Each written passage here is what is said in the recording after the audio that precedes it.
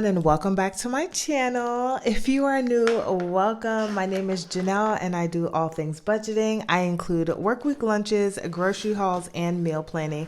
So if that is something that you're interested in, don't forget to hit that subscribe button. And to all my new subscribers, welcome, welcome, welcome. Thanks for joining me on this debt-free journey. Today we're going to be doing my cashless cash envelope stuffing, my sinking funds, my saving funds, and my investments. This is going to be the first time that I am putting money into my IRA, and not my first time doing investments. I did like $21 sometime toward the end of last year, but this is going to be the first time that I'm actually sharing it with you guys.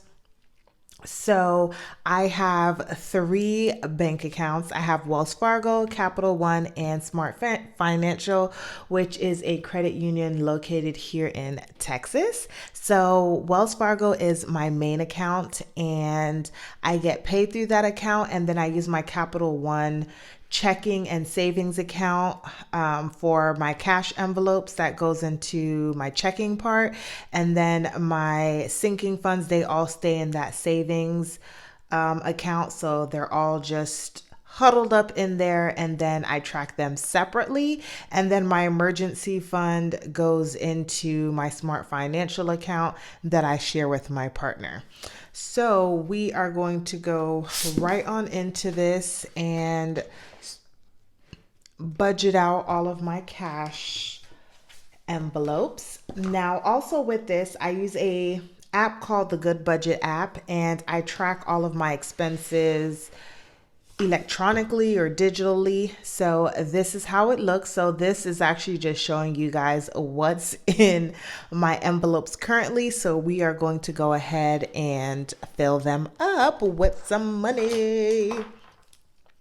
So we're going to first start off with groceries. Now, I do just want to say that every time that I've done this video, something weird happens. So I am thinking to try it out this time where I do each of them separately and see if it comes out that way.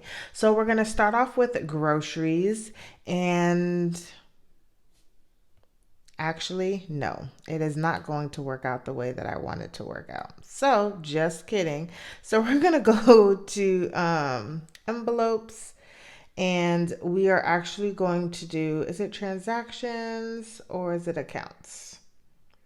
So we are going to add income.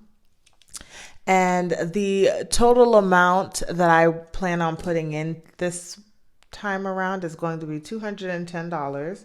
So we're going to put 210 into here, and then I'm just going to put that it's from me, and we're going to keep unallocated so that the money's just sitting down in account. So we have unallocated here.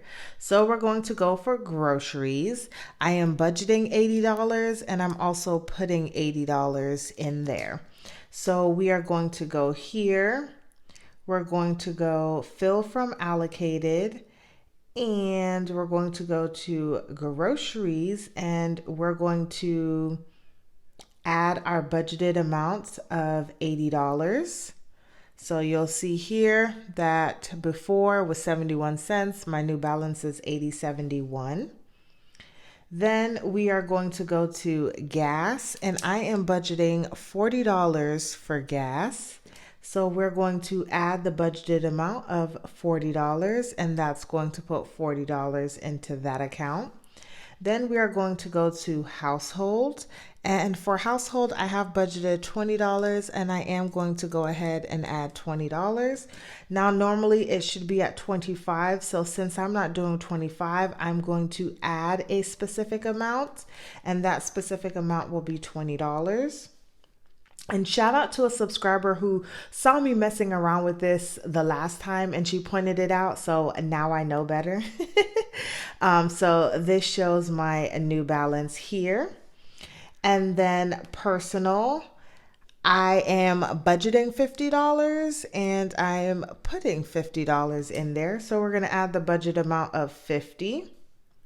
And then lastly, we have our miscellaneous. I am budgeting $20. And we're going to go ahead and add a specific amount because it's normally supposed to be 15. So we are going to go ahead and add $20. And let's make sure that's added, done. And then let's see, it says that all of the money is in here, and we'll just put cash stuffing because I think that's what they want me to put here. And then bam, y'all, I think I did it right this time. Woo, woo, woo, woo.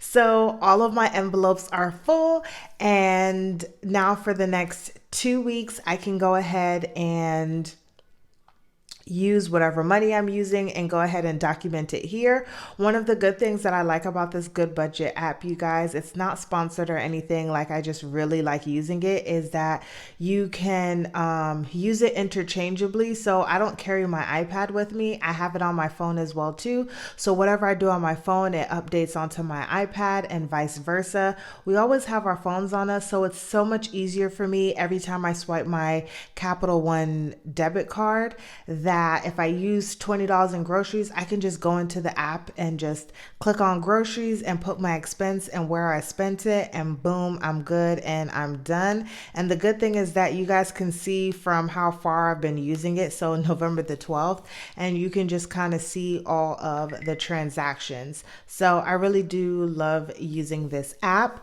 and I only use it for my cash list envelopes. I think it lets you use up to like 10 envelopes, and if you want more, you have to pay for it. But the whole deal about budgeting, right, is to save money. So we won't be paying for anything. So those are my cashless cash envelopes. And now we're going to go ahead and stuff my sinking funds and everything else. So actually, you guys, I think that I need to get, I am missing one paper, and I think that I can take it out of here and replace it later, but we'll see. So I'm going to take this out so I can go ahead and fill out what we're going to be putting in each of these. And we're actually going to go to my sinking funds that I have right here. And what I was looking for in my sinking funds is, let me tell you guys how I've been super lazy and didn't do some of the stuff that I said I was going to do. So yeah, so I need to add this here for my sinking funds because this is going to be for savings too. So yeah. Did I do this in blue? I do not have a blue pen with me right now, so I'll have to fix that later. But I did need to fix some things on here. So now that we're in 2021, look at me already. Now that we're in 2021, there are some things that I am not going to be saving for in a separate spot. So that's going to be car insurance and memberships. I'm pretty sure of it. So I need to take them out because I have not taken them out. So memberships. So what I actually need to do is I am merging my car insurance with my car insurance with my membership, my car maintenance. So I just need to go ahead and add that amount. So I'm just taking out my calculator again. So on what is this? We're just going to say 1-1, even though it was already there before. We're just going to do a rollover of, what is this? Car insurance. And car insurance gave car maintenance $68. $68. So we have 374 plus 68 equals $442. Okay, perfect. And then memberships is actually going to go towards savings. I think that's where I put it, you guys. I'm not sure, or like 100% sure, but I'm pretty sure that's where it was going. So we're gonna do, oops. Here we're gonna do 1-1, and this is gonna be a rollover of memberships. And memberships gave me $24. So we are going to add 24 plus 330.86, which puts us at 354.86. Okay, now that that's fixed, let's go ahead and actually start stuffing these. This is how y'all can tell that I'm still all over the place. So we're going to do sinking funds. Well, we're going to do everything that goes into Capital One. So we have actually, we'll just go through the order here. So we have car fund. You guys won't see me writing it on my actual paycheck, but you guys will see me stuff it here. So we have not sinking funds. We have car fund, which today is the 7th. So we're getting $1 here. And that puts me at $18 so far. Then we have car maintenance. And car maintenance is going to be getting $15. And I'm about to use a good portion of this to do some work on my car. But 442 plus 15 is 457. Okay. And let me write it down over here as well too. And then we have clothes, and it's the 7th, and we're going to be doing a deposit of $10. So that's going to put me at $80. We have fun. I'm not sure if we're really going to be able to enjoy much of fun because things haven't gotten that much different. And that's $45 that we're going to now have. Then we have my health. And I actually need to take this out because I know that I took out some money here. So I'm going to do 1-1. And this was a withdrawal because I bought some vitamins and some other health stuff. So 265 minus 66 equals 199. Okay. And then we're going to go ahead and add a deposit, and that is going to be for $10. And that's going to make it 209. Okay. On to holidays. We are depositing. What are we depositing for holidays, you guys? Let me fill in these numbers over here. We are doing $5 for holidays. Of course, I will ramp it up once I'm out of debt because I do want to save some money this year for Christmas.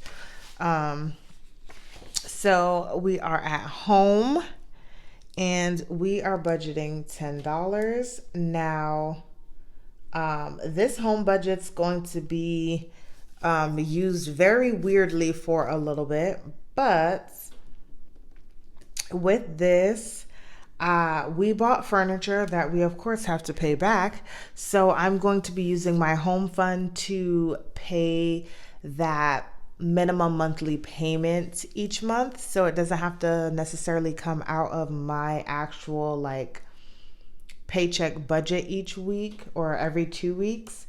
And once I've paid off all my other debt, then I'll start working on paying that off.